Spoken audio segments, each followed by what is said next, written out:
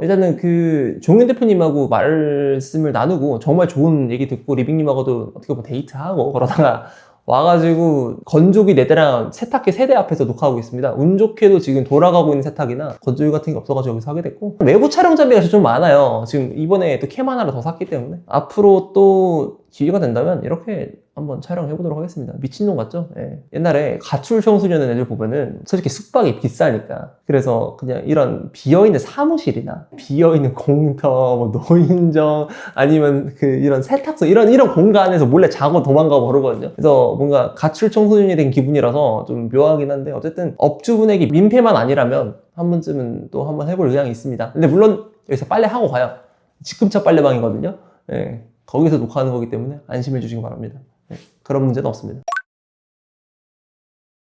자, 일단은 오늘 일디지 이적설이 떴는데, 일디지 이적설 같은 경우는 사실 제가 여름부터 계속 말씀드렸지만 썸네일에 속으신 분들이 좀 분노하실 수도 있지만 찌라십니다. 이 선수가 뜬다는 것 자체만 보더라도 로마노, 뭐 디마르주 이쪽에서 뜨더라도 사실 저는 잘 안 믿는 편이거든요. 왜냐면 일디즈 절대 안 팔 거라 생각하기 때문에 공식력 있는 기자들 쪽에서 구체적인 진전이 보이는 게 아닌 이상 저는 이 링크를 안 믿고 나왔는데, 심지어 소스가 가제타 뭐 이런 데라 가지고 그래서 뭐 그렇게 진지하게 생각할 건 없긴 해요. 근데 저는 약간 이런 관점을 드리고 싶네. 이런 식으로 링크가 뜨는 게 언론들이 보통 대중들의 이 니즈를 이용해서 찌라시 일부러 퍼뜨리거든요. 그러면은 이 말은 즉 첼시 팬들은 일디즈 같은 프로필을 원한다는 거고, 그렇게 해석이 가능한 건데, 그러면은 우리가 이런 생각도 해볼 수 있죠. 왜 원하는지. 왜냐면 이선 많이 영입했거든요. 첼시 이선 개 많다고 욕 졸라 먹고 있었는데 근데 왜 일디즈? 그리고 보통 비싼 거 아닐 텐데, 이 NFS라서 빼오려면 개 비쌀 텐데, 이런 생각 들 텐데 빼오는 이유를 한번 말을 해보면서 첼시가 스쿼드 보강을 어떻게 해야 될지를 한번 말을 해보는 시간을 가져볼 텐데, 일단은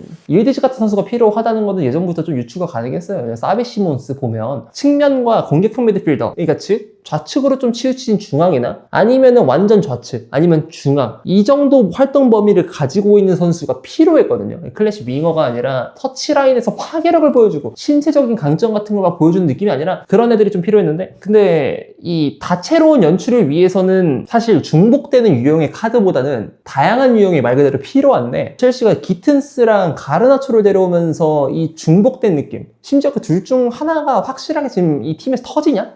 그것도 아니고, 근데 또 유형은 중복되네? 그러니까 약간 팬들이 봤을 때는 많이 불만족스러울 수 있고, 첫 번째로. 두 번째로는 뭐가 있냐면 그냥 공격형 미드필더 서브가 필요했어. 듀스보리어를 보내면서 그나마 공격형 미드필더 전환이 가능했던 선수가 나가버리면서 일단 선수 하나가 비었고, 그리고 은쿵쿠까지 나가버리니까 공격형 미드필더 가능 자원이 이스테방 윌리안 말고 누가 없어. 그래서 아무래도 노리게 된 것 같아요. 근데 이제 그거를 부오나누대로 첼시가 좀 채운 거고, 우선 협상권도 있긴 하지만 저는 파머가 지금 아직까지 월드 클래스라는 호칭을 달기에는 물론 너무 잘하긴 하는데, 실력만 보고 포텐셜만 봤을 때 확실히 월드 클래스 맞다고 생각하거든요. 근데 월드 클래스의 자격, 좀 약간 가혹한 잣대지만 버텨야 돼요. 유리몸은 절대로 정신적 지주이자 팀의 절대적인 에이스가 되기 힘들어. 중요할 때 그 선수가 없는 게 말이 돼요? 그러니까 예를 들면은 호날두, 메시 혹사 한두 번 당했어. 심지어 뭐 큰 부상, 특히 호날두는 순환이 많았어. 그러니까 뭐 브라질 월드컵 때 무릎 나갔고, 또 유로 때 또 무릎 나갔고, 어느 시점에는 발목도 안 좋고 몸에 피로도는 많이 쌓여있고, 그런데도 불구하고 재기량을 보여주는 게 메시랑 호날두거든요. 물론 메시랑 호날두급의 강직도, 이 선수가 단단함, 부상 안 당하는 거, 이거를 반드시 보여줘야 될 필요는 없긴 하지만 너무 뒤처질 필요도 없거든요. 그러니까 파머가 한마디로 풀시즌을 치를 때 부상 같은 이슈가 별로 없어야 되긴 해. 근데 아직까지 솔직히 있는 게 사실이고, 얘가 시즌 4,000분 단위로 계속 뛰면서 몸을 버텨온 느낌을 많이 받진 않았잖아요. 그래서 아무래도 공격형 미드필더 서브가 필요했는데, 첼시가 앞으로도 부오나노 때를 사지 않게 된다면 이런 일디지 찌라시나 팬들이 주장하는 것들, 공격형 미드필더 사와야 된다, 뭐한다 앞으로 많이 마주하게 되긴 할 텐데, 저는 이게 좀 첼시 전술적으로 봤을 때 한계점에 살짝 봉착한 장면 중 하나가 이 포켓이라는, 우리가 구분짓는 구역이 있잖아요. 페널티 박스 바로 앞에 좌측면하고 포켓 사이에 델피에로 존, 쿠티뉴 존이라고 부르는 곳, 그런 곳에서 강점을 보이는 포워드가 주앙 빼드로 말고 없어. 그래서 그게 좀 고민이 큰 것 같습니다, 저는. 그래서 아무래도 팬들이 그런 식으로 좀 니즈를 계속 표출하고 있는 건 아닌가. 근데 제 의견을 말씀드리자면 링크가 뜨는 건 알겠는데 사올 필요는 없다 생각해요.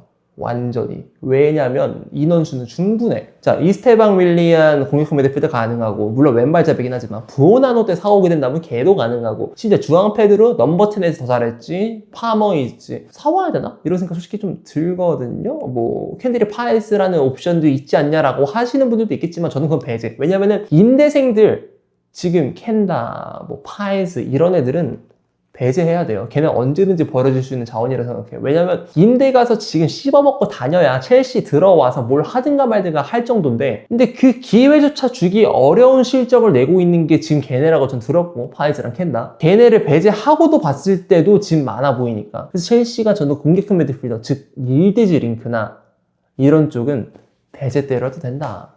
부은아도 생각보다 잘하고 있고, 제 생각은 그렇다. 릴디지 이적설 찌라시긴 하더라도 이 정도까지 해석이 가능할 것 같고, 그럼 오히려 어딜 봐야 되냐? 제가 좀 모순되긴 했는데 센터백이 필요 없을 거라고 생각을 해왔다만 생각보다 빈자리가 졸라 크게 느껴져요. 인원수가 많고 생각보다 이 개개인들 토신, 찰로바, 바리아실하고 뭐 포파나 뭐 이런 애들 보면은 생각보다 능력치 괜찮다 보니까 없어도 될 것 같은데 이런 생각이 좀 문득 들어서, 이적 시장 후반이랑 그리고 시즌 시작 초기 9월 초반 때 이럴 때는 계속 그렇게 말을 했던 거거든요. 아니 뭐 그렇게 필요하진 않을 것 같은데 뭐 이 생각을 했었는데, 까놓고 보니까 생각보다 많이 필요했고, 그래서 저는 공격형 미드필더 릴디지 같은 선수보다 센터백, 게히를 오히려 현금 투자를 할 거라면 그쪽에 노리는 게 낫지 않나. 안 그래도 UEFA 명단 등록 관련해서 진짜 머리가 아픈 게 첼시인데, 근데 거기서 굳이 필요 이상의 것들을 노려야 될까? 그러니까 이런 찌라시들이 나오더라도 저는 첼시 팬들이 조금 더 진짜 우리한테 필요한 거, 물론 백인에다가 잘생겼고 화끈하고 옛날 느낌 좀 나게 해주는 이선들 있으면 좋죠. 근데 그런 사리사욕에 좀 더 치우쳐지기보다, 그러니까 뭐 카푸어가 되는 것보다 진짜 실속 있는 내 집 마련,